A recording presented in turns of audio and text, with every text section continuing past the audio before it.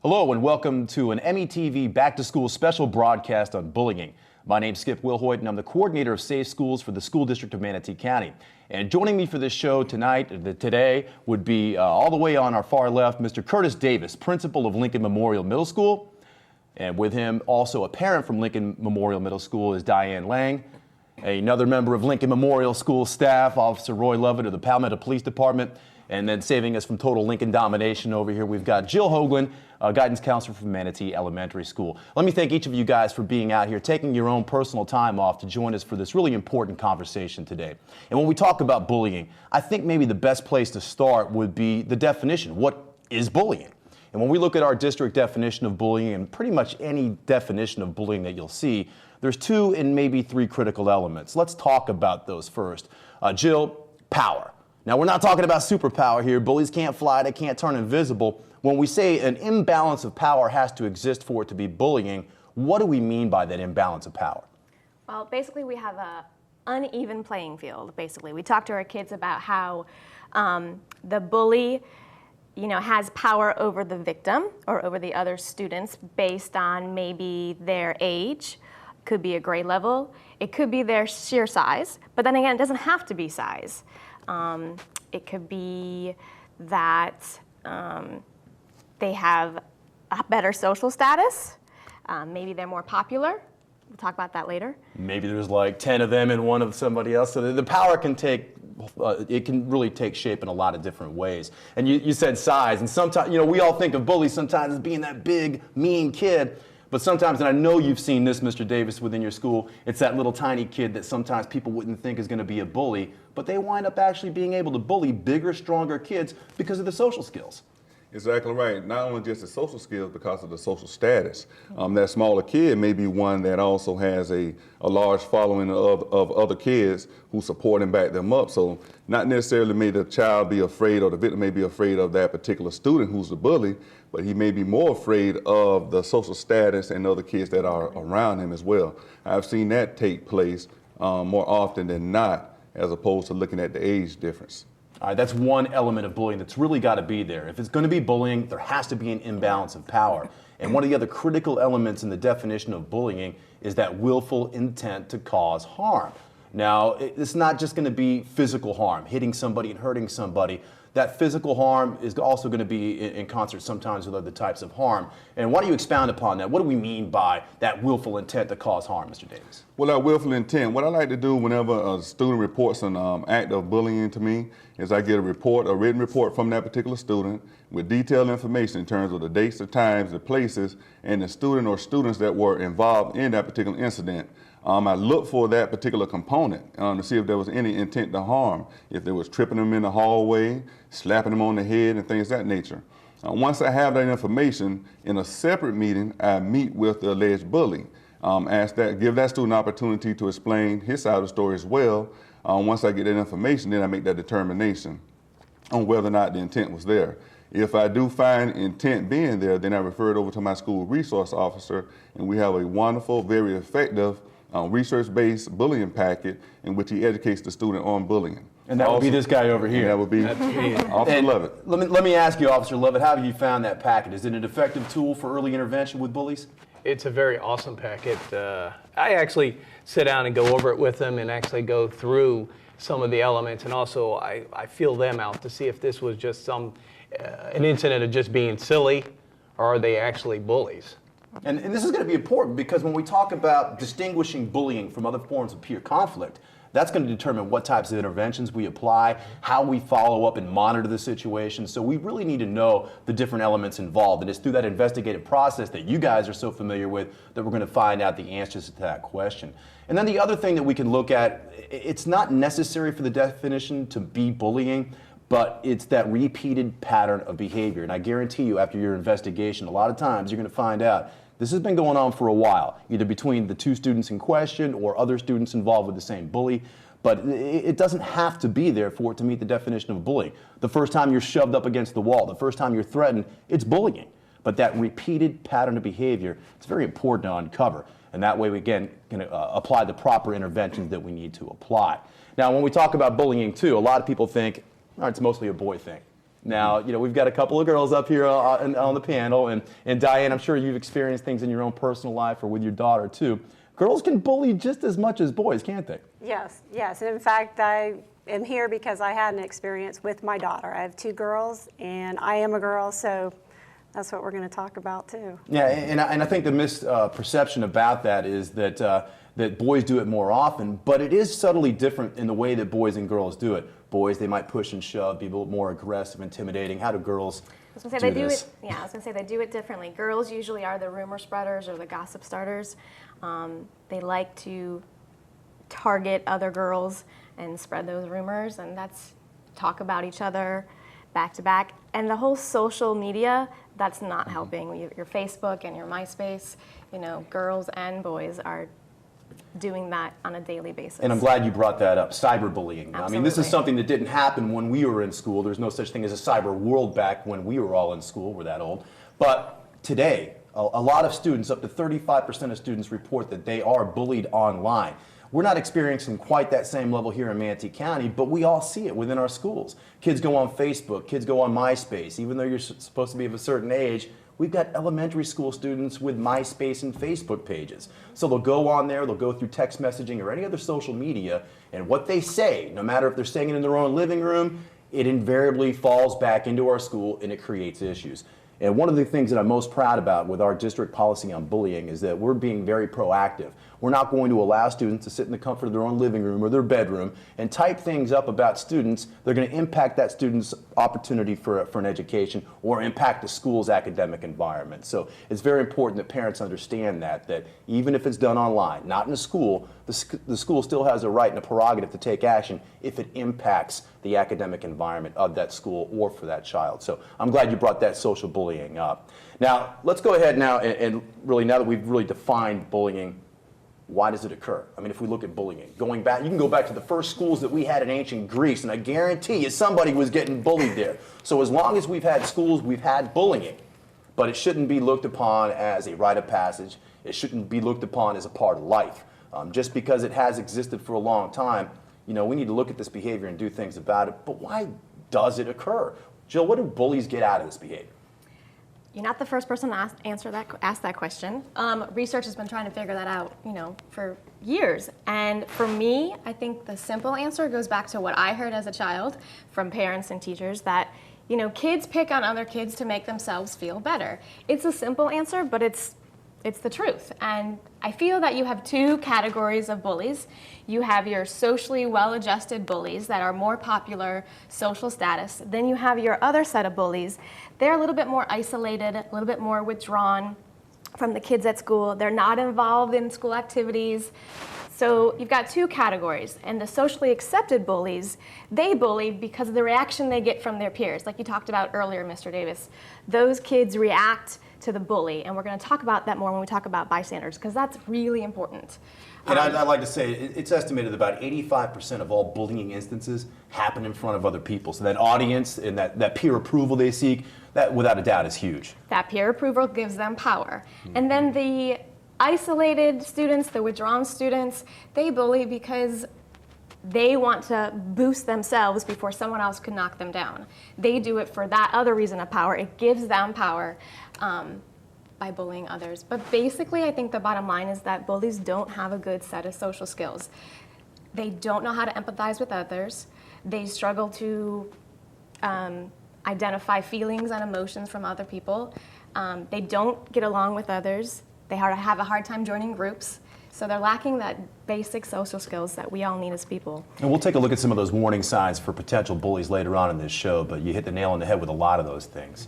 Now, the next question would obviously, what can we do about this? It's difficult to understand, why bullies might do this. We can address it. We can look at those different reasons you just brought up. But what can we do as schools to maybe help address this? Now, one of the reasons why I asked Mr. Davis over here is because I just happen to love some of the programs that you guys have going on over at Lincoln. And maybe they weren't designed to specifically address bullying. But do you feel like talking about any of the things you got going on inside your hallways? Because they're just fantastic things that you guys do over there. Sure. We have the CROP program, which is College Reach Out program, which we identify students who will be first-time going college students. And we have a program which they meet and they address some of these issues, and it kind of puts them on the track where they're more focused on their education as opposed to the social status piece. They feel proud of being a part of that program.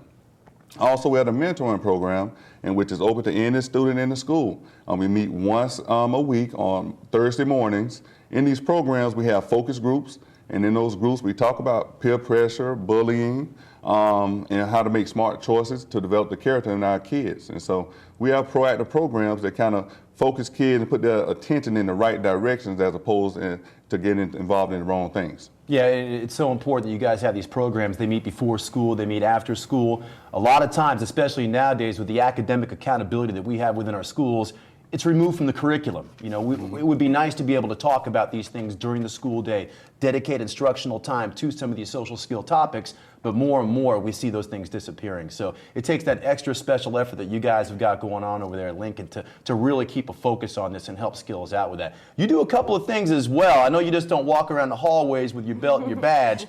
You get involved with a lot of these students, not just with the bullying packet, but I know you talk about some of the things you like to do over there. Yeah, I just like being out in the middle of it.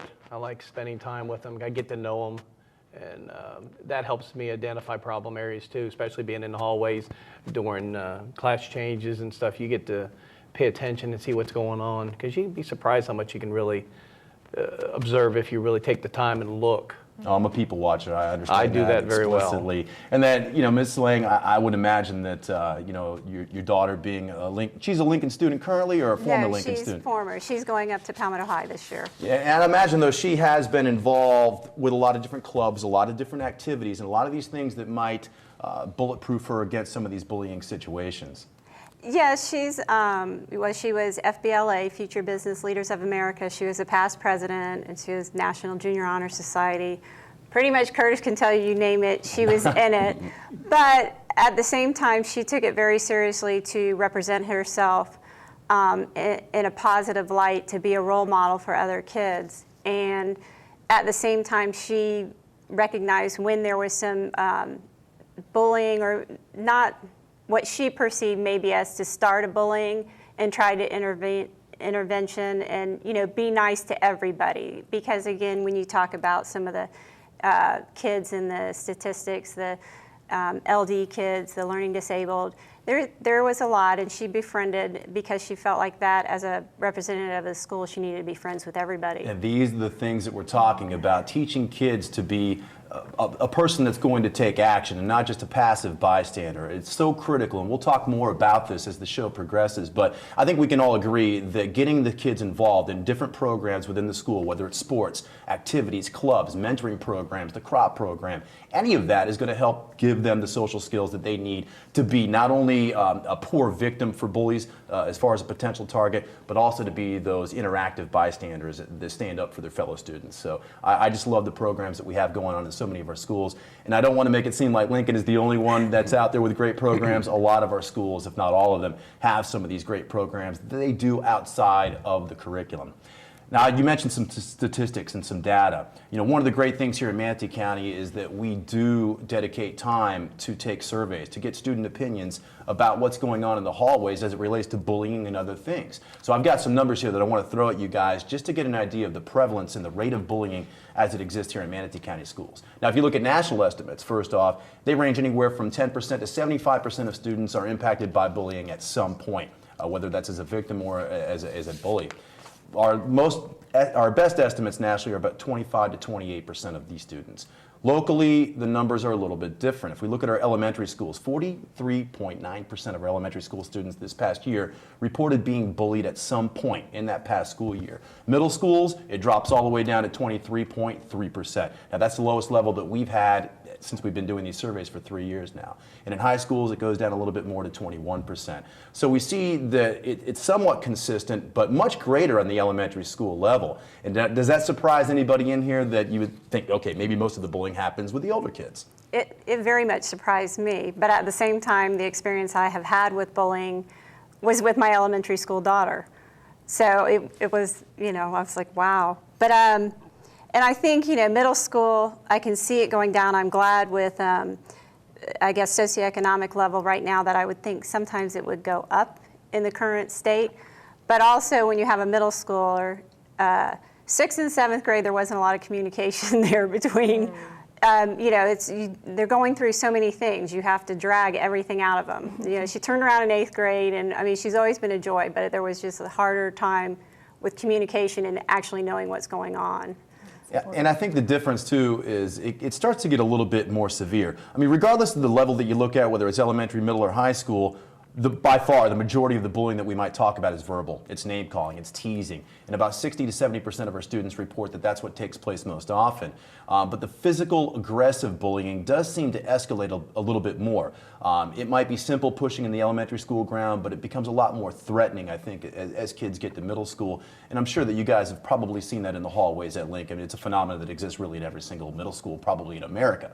But it does change a little bit as kids get older, but it does seem to also go down and go away as kids build empathy skills, as they do see that what they're doing is not exactly the right way to do it. The surveys that we give out to our schools, they're really important, not just because it gives us an idea of how prevalent the bullying is, but there's a couple of other really important pieces to that survey. One is the location of bullying. Now, I'm going to go ahead and quiz you guys right now. I didn't tell you I was going to do this, but in elementary school, where do you guys think the most prevalent or the most common location for bullying that takes place? Now, you're elementary school, Jill, so I'm going to toss it to you first. I could be wrong, but I'm actually going to say the classroom, because most teachers believe it happens outside the classroom, like at the cafeteria and the playground, but most students report to me it happens in the classroom.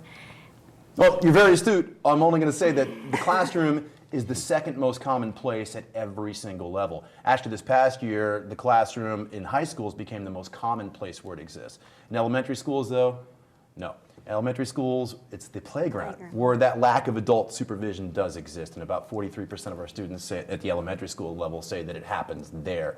But classrooms are a close second in every regard, and a lot of teachers don't realize that. No, they don't. I'm glad you brought that up.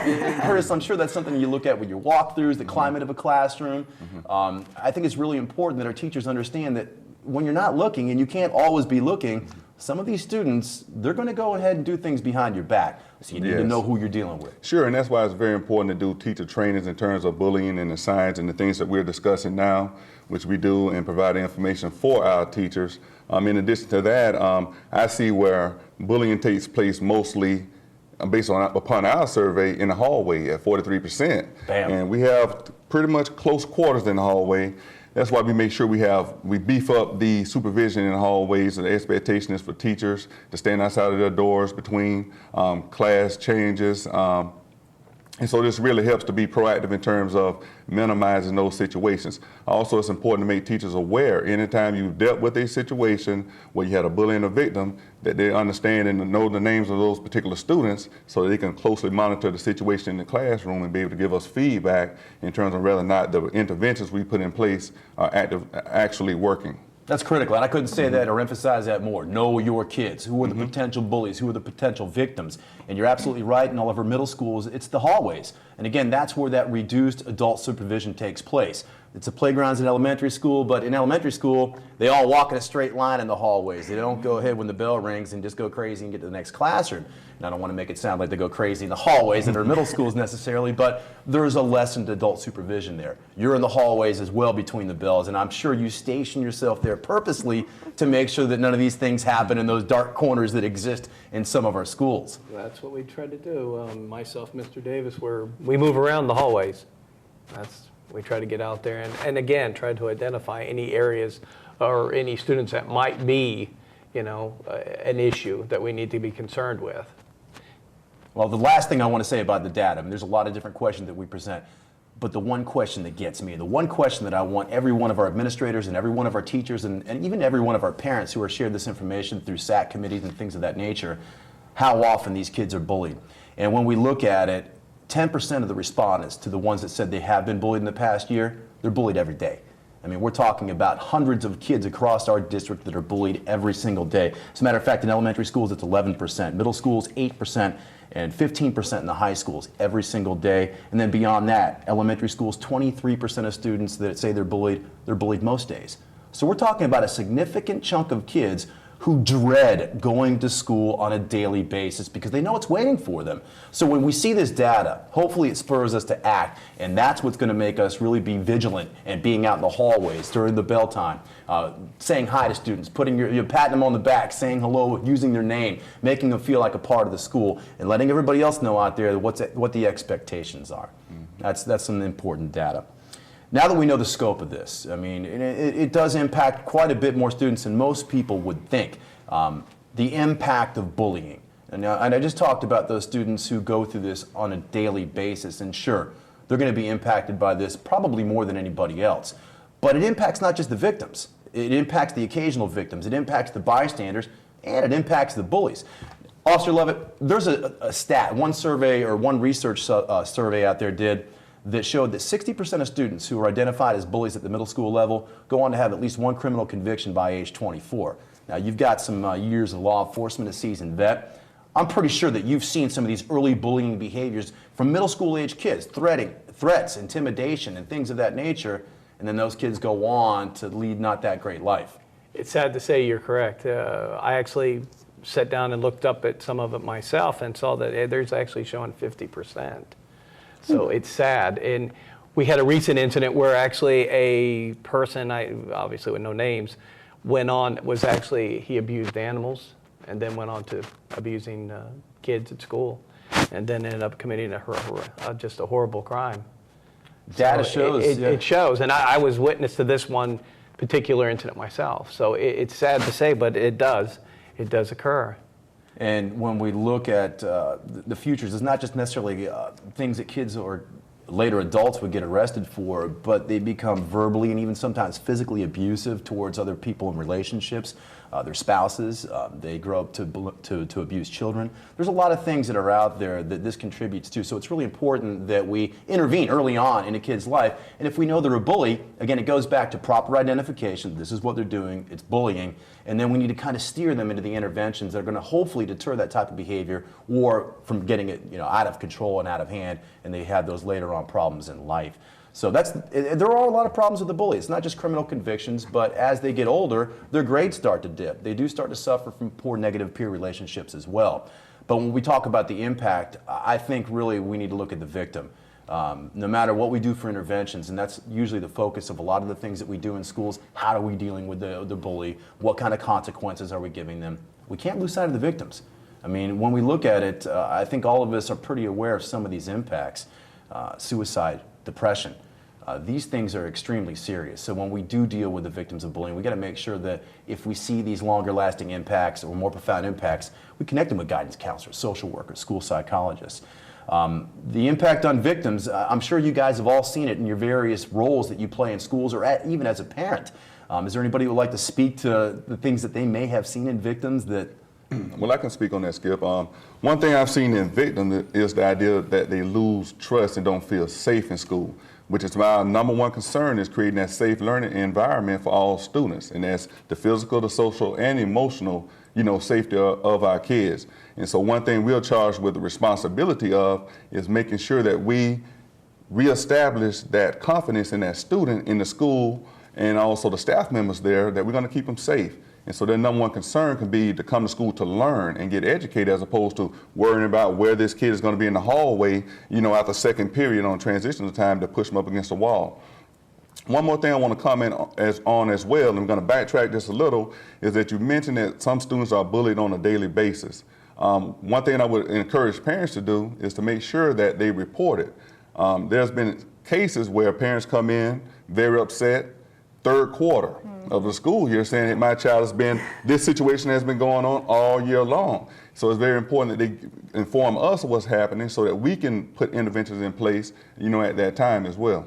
Yeah, and this is important. So, I mean, we could talk about the impact on the victims and even the bystanders here in a minute, but I see those same phone calls all the time. When parents don't feel like they're getting the proper response from the school, sometimes they haven't even contacted the school, and they'll go straight to the district offices and try to dial me up and see what should the school be doing. That's a really good point.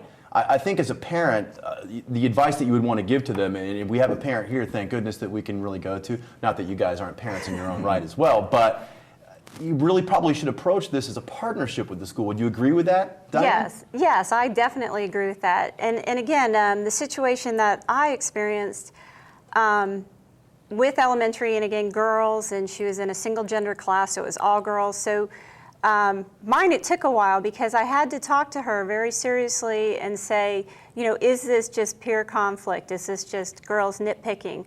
But then there became some more the pushing, actual fear of being hurt.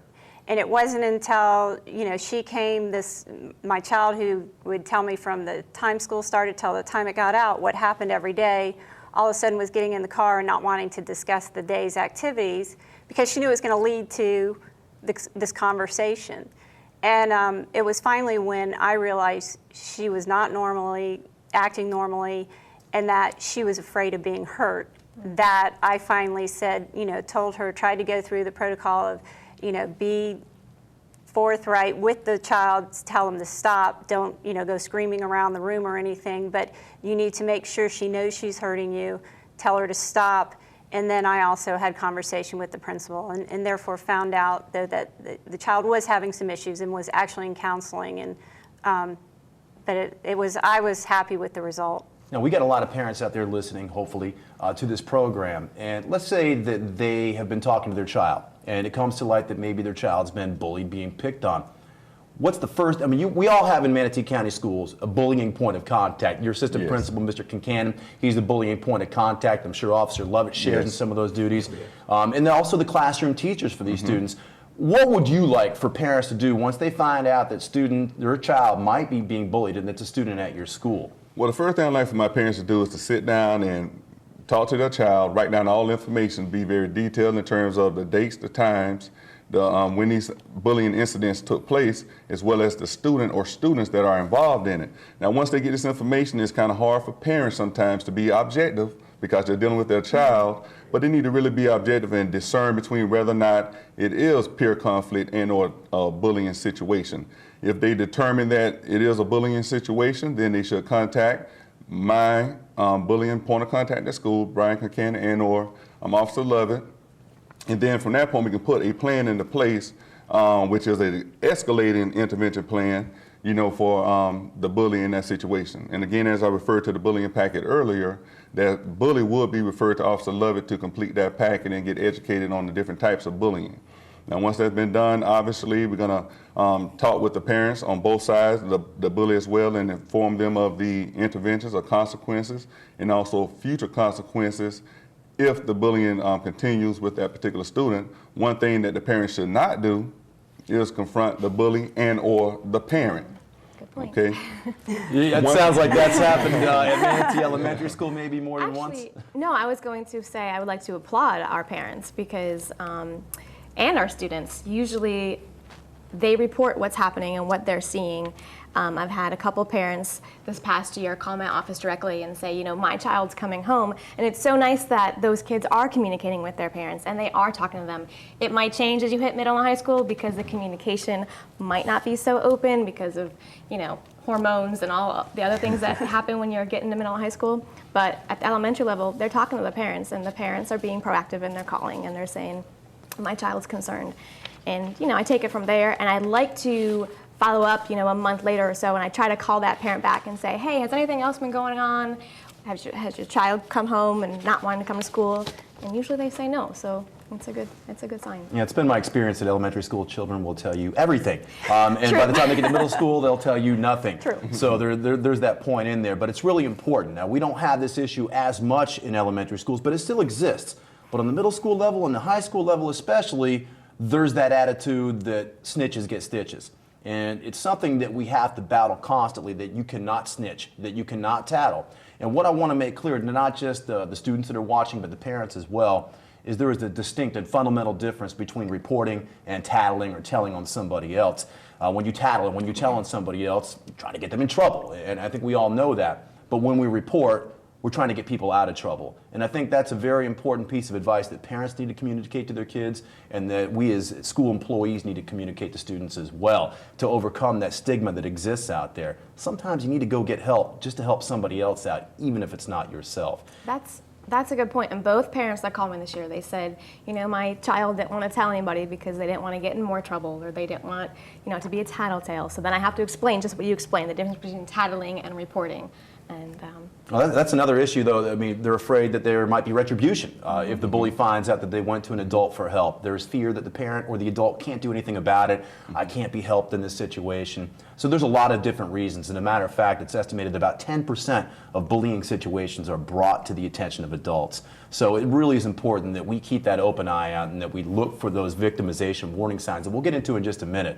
But before we get into that, I want to kind of backtrack and get back on that impact. We talked about the impact on the bullies. I don't want, and a little bit of the impact on the victim with increased suicide rates. And in recent years, as a matter of fact, a new term has been coined for that, bullycide. The rates are so prevalent with kids taking their own life, and really it starts with bullying.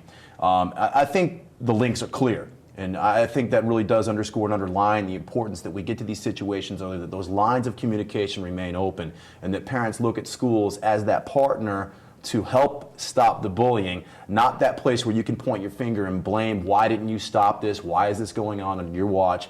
It's got to be a partnership that we all come together, because that's the important thing that's at stake here, is children's lives and children's education. But what about the bystanders? The impact on the people who see it. Most of our students witness bullying. Do you think it affects them? absolutely. I'm sure that it does. They may be in a situation where they see bullying taking place, and they may fear for themselves and think, okay, am I going to be the next one involved in this? And likewise with the victim, the grades may suffer. They may be in the same situation where they don't want to come to school. One thing I want to also applaud my staff on is the idea that they really build relationship with kids, and they know their students, and students feel confident in coming to someone on our campus to report these type of situations to them. And we take that very seriously, and that responsibility in terms of doing something with that information, making sure that the child feels safe, the parents are aware of the situation, and really moving forward with that information and the interventions that we put into place so that we can go ahead and rectify that situation so the kid can focus more on their education than anything else. And I think as a parent too, what he's saying is both my kids, I think the school has done a great job with letting kids know open door policy. You know, that they're comfortable with going to teachers, they're comfortable with going to administration if something is happening. I mean, my kids talk to me all the time, but I don't know, I don't remember that much, that I was able to go walk into the office and say, I need to talk to you. And it's very open everywhere my kids have been. It's huge, and I think you're absolutely right. It's that feeling, that pervasive feeling of safety. Schools have got to be that bastion of safety for our students so they can all learn. They all can feel like, okay, the adults here care about me, the adults here have my back. If they see bullying going on in the schools, even if they're not victims of it, they're thinking in the back of their head, maybe I'm next. Our bystanders also, it's estimated that 2/3 of the people that see, the students that see bullying take place in the hallways, they want to do something about it, but only 25% actually stand up and do something about it. So I think we've got to send that message to our students that you're the ones that are out there in the hallways. We're not going to allow bullying to take place, but it's you guys that are on the front lines. You've got to be the ones to step up. And we'll talk about that more in just a few minutes. But there's definitely an impact on the bully, there's an impact on the victim, there's an impact on the bystanders, there's an impact on the entire school. So again, it's behoovant that we really get to this behavior as early as possible. Let's talk about some of those warning signs. Now, your daughter, Diane, was bullied in the past, so I think you would be a very good place to go to maybe talk about some of those things that you saw in your daughter that alerted you that, okay, maybe something's going on here. Yeah, like I said before, she was in 4th grade last year. It happened last year. And this child, sometimes you say, okay, I've heard enough. But she was excited to go to school every day, loved school, loved everything about it, would tell me from the time she got there till the time she got home what happened. That was her normal routine. And so then when things started changing, it was a change from the normal that I noticed. She didn't want to talk. She was a little bit withdrawn. It's like, I'm going to go do my homework. Period. No conversation. I didn't see any of, there was no physical signs of, torn clothing, disarray, bruises, anything like that. It was more of, I know her, and things had changed in her personality. The change. And I think, I don't care what the warning sign is, whether you're looking for potential drug use, whether you're looking at bullying or any other problem, the change is the warning sign that we probably need to look at the most. And as a parent, you're going to see those changes very, very quickly. Again, that's why we need to know the students that we teach, the students that are in our schools, because when we know them that well, we're a little bit more perceptive to the changes, the small changes in their behavior or their peer groups. Any other changes or any other warning signs that you guys have noticed within your schools when you deal with students that you would like to bring to the attention of other adults watching right now? Well, I know there's been on occasion where I would see a child that's normally bubbly every day and, hey, Mr. Davis, how's it going? And they're walking around moping with their head down, and we are proactive in that sense where we have that relationship with kids till we can tell the changes in the behaviors, such as a parent would be able to tell the changes of the behaviors of their own students. And from that point, we're able to pull them to the side, bring them into the office, and kind of probe a little deeper to find out what's going on, with those kids. And when we find out, again, that it may be a case of bullying, then we put our programs or interventions into place at that time and, work through the process. And as you can see right now on the screen, there's a lot of different warning signs for victims up there. And it's really important to know that taken by themselves, one or two of these signs are not going to necessarily be an indication that it's a problem or a problem specifically with bullying. But when we start looking at all of these warning signs, when the pieces to the puzzle start getting put in place, we've got to pay attention. Whether it's the torn clothing, the bruises, the scratches, the changes in attitude or mood or affect, the changes in friends and peer groups. We can also look at other things that were flashed up on the screen, such as complaining of stomach aches, which I know in elementary school happens a lot. Not wanting to go to school is huge. When they start talking about how they don't want to go, if they're sick every day, but they're really not sick, something's going on. You're going to want to delve a little bit deeper and talk to your kid and say, okay, you have a headache every day? Really? What's happening here? Tell me about school. Why don't you want to go? Keeping that open line of communication, because elementary school kids, they get sick a lot when they don't want to go to school. Yeah, especially when it's time to go to the playground too, where that bullying takes That's right. place. Time to go to the clinic. We see the same things obviously in middle school, and they want to avoid those activities. Absolutely. So it's really important. We talked about knowing your kids. Well, this doesn't just apply to parents. Obviously, parents need to know their kids, but all adults need to know the children they work with, they teach, and that way we're going to understand some of these signs a little bit more clearly. But there are also warning signs for the bully as well. I mean, we need to know not just who the potential victims are in our hallways, in our classrooms, or in our homes. We need to look at maybe, okay, is my kid or is this kid actually a bully? We don't want to wait before we get a phone call from the school that says your child's been bullying. Again, we have to be proactive. Look at your students that you have in your classroom. Look at your children when they're at home and see some of these warning signs. And what would you guys look for potentially to see if your student or your child was a bully? Well, from a student standpoint, I would look to see if that child has a history of any kind of oppositional behavior that manifested itself in a physical manner. Also, if there was any type of theft going on, I would also look again to see, because we're pretty much aware of who our cliques are, so to speak, in school. So we know who the ringleaders are, so to speak, in the schools, and so we will look for that, those particular signs as well. But I think for me, the main sign I look for, again, it's that history of any kind of physical aggression, that the student has had, in the past. And that gives me a good indicator that more than likely they may be more prone to bullying other students. That's what I look for in the hallway, aggression. And if they're hanging, and certain people they hang around with, you kind of key on, why are they hanging around with this person when they were hanging around with some other kids? Yeah, you can see the change. It's subtle at times, but you can notice that there is a change.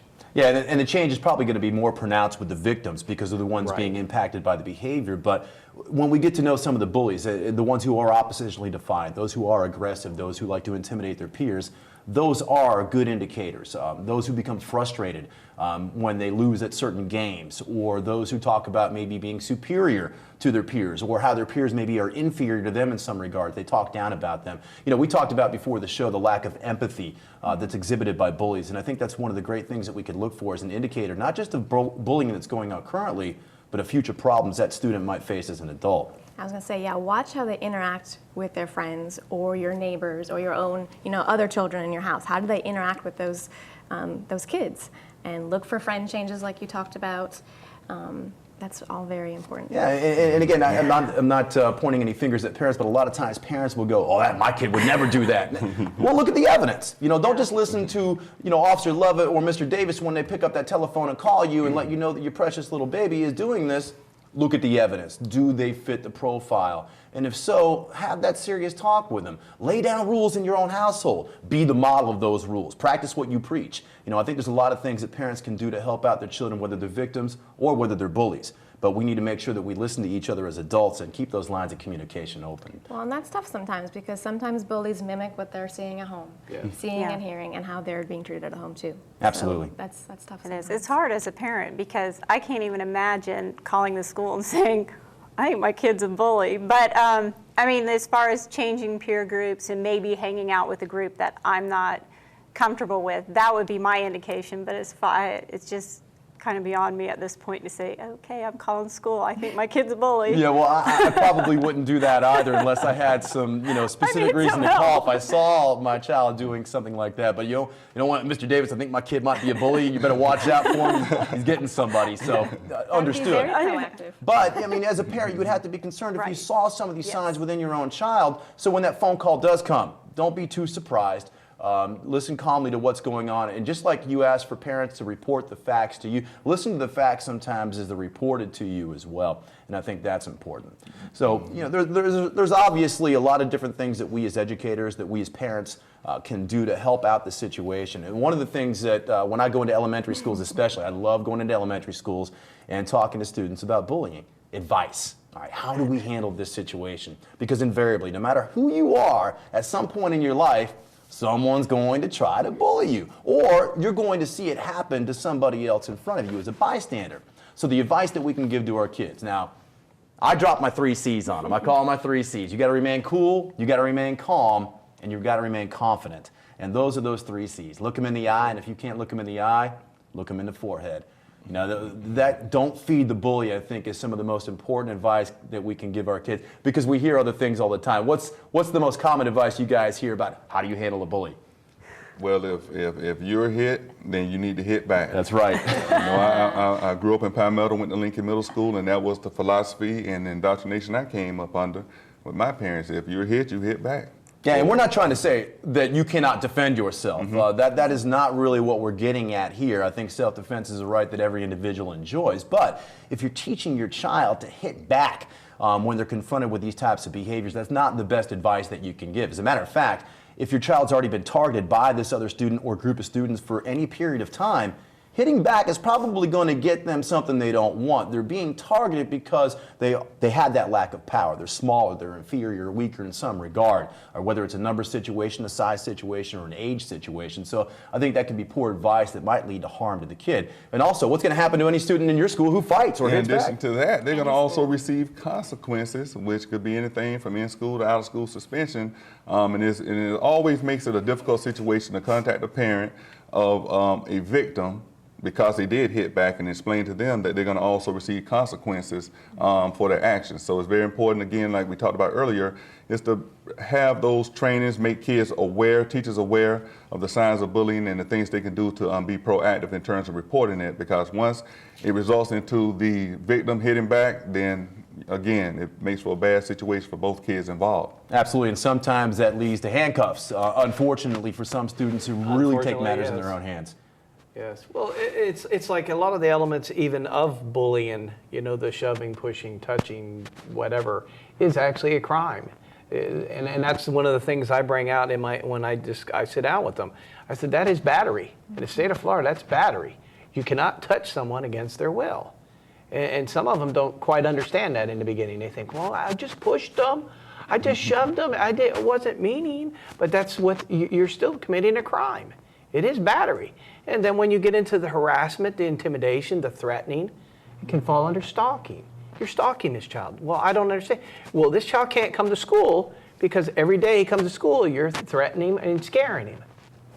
And these are things that I try to emphasize. I make it very important in my discussion with them that they understand that you are breaking the law too, other than just having fun. Because I know they like to think this is fun and get the reaction from the audience. Oh, they're all laughing, but you're hurting someone. And I think that's a key element here. They need to understand you're hurting someone for no reason. And with the bullies, that's usually their train of thought. And unfortunately, sometimes that same train of thought goes into the victim's mind. How am I going to defend myself? Right. I've seen students do some things that were unbelievable in defense of their own self so they would not be bullied, bring weapons to school, attack other students before they're attacked themselves. And unfortunately, this can ruin lives. So we've got to make sure that we drop the right advice on kids. We don't want them to be doormats for bullies. I think we can all agree on that.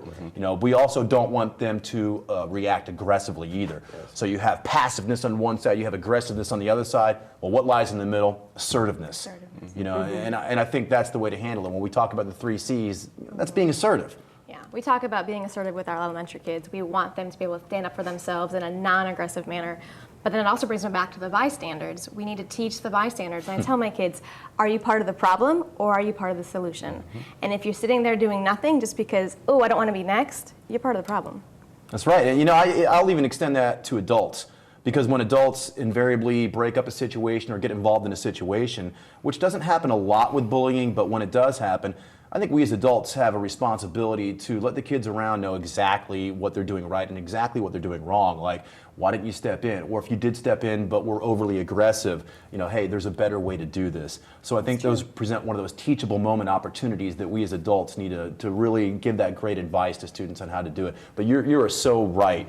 We've got to teach these kids, because I bet our first impulse, when we see somebody else bullying another child, our first impulse is to maybe give them a taste of their own medicine. But that is not the way that we should go, is it? No, so we've got to, again, be that role model for these students and put that angry face on, just calmly and coolly in the best tone of voice that you can. Let them know exactly what they did wrong. So, tell them to stop. Yeah, we as adults need to know how to intervene in bully situations just like the students do, because it's going to happen eventually.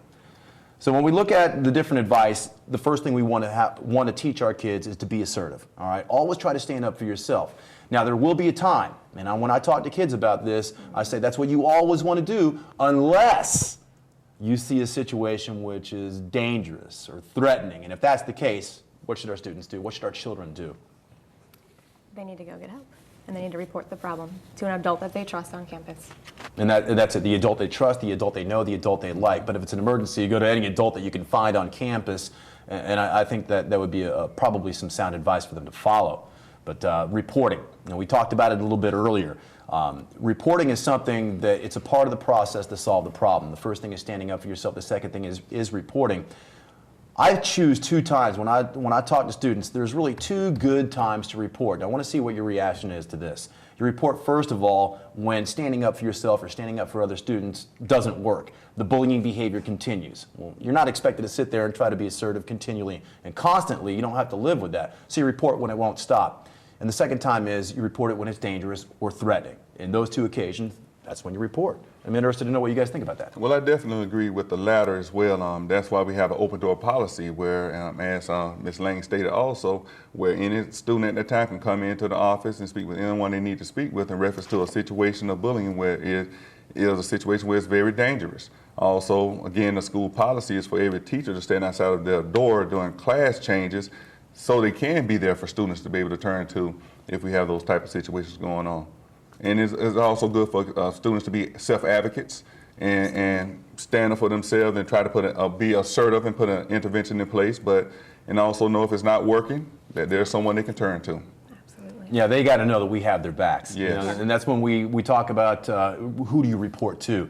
go to that adult that you know, that you like and you trust, because there's a guarantee in place. Not that the other adults wouldn't do anything about it, but there's a guarantee in place that that adult's going to have your back. There's a reason why you know them, like them, and trust them. So that's the adult that you generally want to go to when you report. But if it is dangerous, as we said, or threatening, find that first adult that can help. But I think it's also important that we understand that we don't have that negative reaction. Don't teach your kid to run away screaming from the bully to go find that adult, because when you give that reaction in front of the bully, you're feeding him. You just gave him more power. Yeah, I mean, I like to make it analogous to, you know, the Serengeti Plains, and you got that antelope and you got that lion. Don't run from the lion, because you're going to soon become prey. So it's really important that we teach them to be assertive, but be, you know, don't have that negative response, a frown on your face, where you start to get red face or angry, and they can see that reaction. Because once it's out there, they're going to keep coming back for more. And one thing we've also done as well is, you know, it's important, like you talked about earlier, a child doesn't necessarily want to come to you because they feel like they're tattling. And they're also afraid of the repercussions from the bully. And so we have to work very hard as adults to make sure that we make the victim feel comfortable that we will address the situation in an indirect fashion. That might be being in the hallway where this incident takes place and observing it firsthand, so we can call the bully in and address the situation at that time. Not call the bully in and say, well, Johnny said that you shoving him against the wall every day. That's not the way you handle it. So this requires time, and also, you know, just really investigating the situation and being innovative in terms of the way that you address the situation, where once again, you keep the child's safety in mind first. Yeah, and I think that's really important, not just for parents to understand, but also other professionals within the school district, any school district in Sarasota that might be watching this. You've got to be discreet about this. Your investigative techniques, and all three of you guys are involved to some level of investigation in your school. It's an art form almost. So you're trying to elicit information, but yet at the same time not expose the victim of the bullying to this. So I'm sure that you walk a tight and fine line sometimes with this. Pretty much. I even tell a lot of them when we have incidents, tell them you need to see the counselor. Just request to come out of class. Don't say you're going to see me or Mr. Davis or Mr. Kincannon. Just say you want to see the counselor. You got something you need to change. I said, you can do it in subtle ways. You don't have to make it so apparent that you're going to, I've got to run right out now and see one of us, or catch one of us in the hallway. I'm usually always in the hallway, and I know most of the SROs at the other schools get out in the hallways. Say something to us that you need to talk to us. I usually have them come up and see the front desk. See, I don't even have them, even when I call for them, I don't have them aware that they're seeing me. Your office is right there next to the front desk, so that's convenient for you. It's right around the corner, yeah. But and see, those are subtle ways we can work it too. It doesn't have to be so apparent. This is important to talk about too, because when we talked about only 10% of bullying situations are actually brought to the attention of adults, that's one of the critical reasons why. They fear the retribution. Right. So you got to be smooth about this as a student, but you got to trust that we're going to be smooth about it as an adult too. We're not going to throw you under the bus. We're not going to drop that name to the bully or anybody else.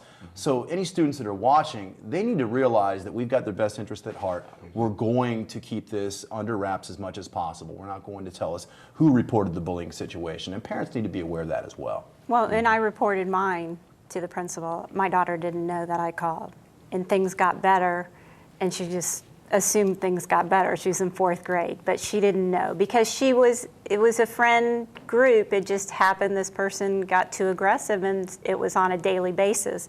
But I've tried to teach them too not to cry wolf, because girls can be drama queens, and that they need to start at the beginning of the scenario and go to the end of the story, not start with what I got pushed. You need to tell, and I don't criticize them, but at the same time I said, wait a minute, tell me what was happening from the start so I know how to handle it. And this goes along with what Mr. Davis was saying earlier. Get all the facts down before you contact the school. Yes. And that way you can report them in a factual, not an emotional reaction Right. as to what took place. And I'm curious, had your daughter known that you were going to go talk to school officials, what do you think her reaction would have been? She would say, no. I don't want anybody to know that I'm the one that told. Right. Exactly. So, I mean, as parents, I guess you can make that best decision. Do I talk to my daughter or son about, I'm going to go to this person, or do I just go ahead and do it, and then they think everything got better on its own? I like that second course of action there probably best. So there's a lot of different advice that we can give our students, that we can give our children on how to handle it, and I think you guys just laid out a lot of very good stuff. But regardless, if you want more information on how to handle that, we're going to give you the website here in a little bit on where you can go to find out even more information. I want to talk about real quickly, though, once there is something going on that's bullying related at a school, what expectations should parents have? I mean, it's not the school's fault necessarily. Most of our schools do a very great job of being proactive. What expectations are out there? What expectations would you have as a parent of the school that your child attends? Well, Yes, you can go ahead, Jill. I think our parents have to trust the school personnel that they're going to take care of the situation and know that, we don't have any obligation to tell the parent what the consequence is for the bully. We could tell them that we're handling the situation and taking care of their child and keeping their child safe, reassure that. But the consequences that are dealt out to the bully, that's between the bully's parent and the bully. And I want to comment on that before we go on. Anybody else gets a comment in there. Often I hear that from parents, nothing's happened to the bully.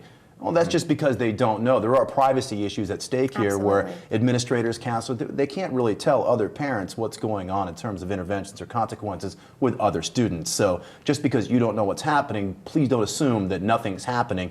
I think we should all trust the administrators in our school to handle this the best that they can. And that's why I try to make that follow-up phone call and ask, have they said anything else? Do you feel the situation is resolved? And that's a really important piece for me. I think that would be an expectation, is that the schools maintain some type of communication with this as well. What other expectations as a principal do you think that our schools should have? They should also have in place some sort of expectations for bullying, as well as a reporting procedure that should be posted. We have those signs and posters in our hallways. That's very important. In addition to that, a school should adopt some sort of bullying policy of escalating interventions that have been part of best practices or research-based. In addition to that, the bully's parents should be contacted and made aware of those interventions that are in place, the consequences, and also future consequences if the bullying situations continues. Schools should also train staff, again, in reference to how to deal with bullying situations when they do come are reported to them. And I would say that those are some of the key factors and the main points I wanted to make, as well as school personnel, again, being trained on it, and parents just staying informed of the situation as much as possible. I don't think that's asking too much. Those sound like pretty good expectations. Would you agree with that as the lone parent on our panel, Diane? Yeah, I would agree. As a parent, sometimes you want to know what happened, and in a roundabout way, I found out because, again, the bully situation, the kids were friends, and it worked out, and the little girl that was a bully, actually told my daughter, I'm better, I've been getting, there's some things that were happening. But it would be hard. It would be hard under some circumstances not to, know. As long as my child was going to school and felt safe, I think I'd be okay with that. And the only other thing I want to add to that is don't assume that the school is going to know everything that takes place within their walls. You as a parent should also maintain communication and keep that line open because schools are large places and every day it finds hundreds if not thousands of students in crisis over one thing or another. So make sure you as a parent also keep that line of communication open as well. Now I get the feeling that we could sit here for another hour and keep on talking about this, but unfortunately we've already wrapped up an hour of programming here, so we've got to go ahead and wrap this thing up. So I want to thank you guys again for taking time out of your personal schedules, your busy back to school schedules, for coming out here and really talking about this important topic. And I'd like to thank everybody else out there for listening as well. And hopefully we've answered some of the questions that you have on bullying. But if not, I'd like to give you the Safe Schools website that you can go to get any answer you want on bullying. And that's www.manateeschools.net/safe. Just go ahead, log on there, click on the programs tab, and from there you'll find all the information that you could ever want to have on bullying. Or you can feel free to contact me. The phone number's on that webpage as well. We can have a good conversation. So thanks again for joining us. Thanks for the panelists to talk about bullying this evening. And hopefully we'll have a bully-free year for you and your child coming up in 2011-2012. Thanks for listening, everybody. And just remember to be kind.